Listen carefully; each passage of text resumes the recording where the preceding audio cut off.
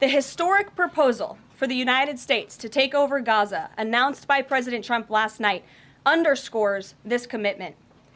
Insanity is doing the same thing over and over again and expecting different results. President Trump is an outside-of-the-box thinker and a visionary leader who solves problems that many others, especially in this city, claim are unsolvable. We've already seen the results from President Trump's bold peace-through-strength diplomacy on the world stage.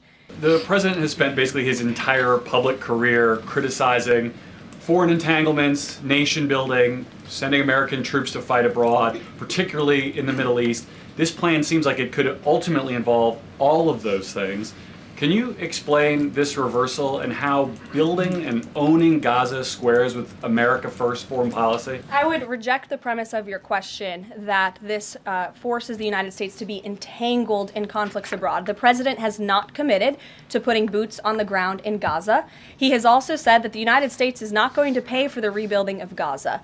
His administration is going to work with our partners in the region to reconstruct this region. And let me just take a step back here, because this is an out-of-the-box idea. That's who President Trump is. That's why the American people elected him.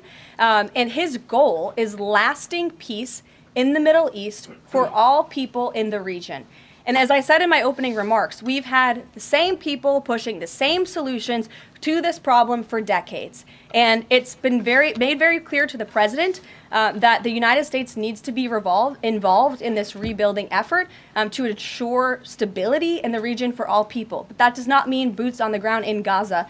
It does not mean American taxpayers will be funding this effort. It means Donald Trump, who is the best deal maker on the planet, is going to strike a deal with our partners in the region. He did not rule out American troops in Gaza last night. Are you doing that now?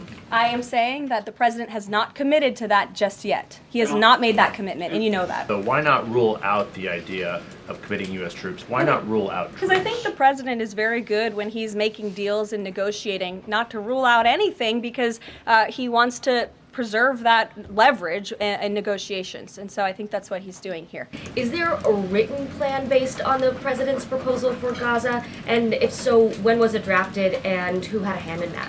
The plan was written in the president's remarks last night as he revealed it to the world and to the American people, and his team are continuing to be engaged on this effort. One, the president yesterday used the word permanent for permanently resettle Palestinians. I hear you saying temporarily today. Is that a shift or a specific change that you want to highlight? And the president has made it clear that they need to be temporarily relocated out of Gaza for the rebuilding of this effort. Again, it's a demolition site right now. It's not a livable place for any human being. And I think it's actually quite evil to suggest that people should live in such dire conditions.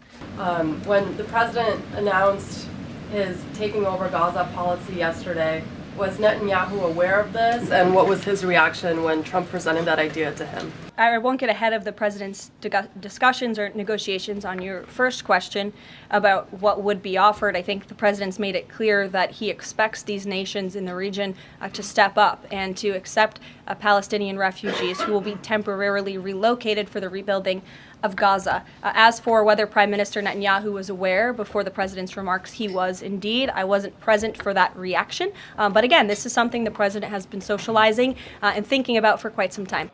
That's not an answer. Yes, go ahead, Ed. Thank you.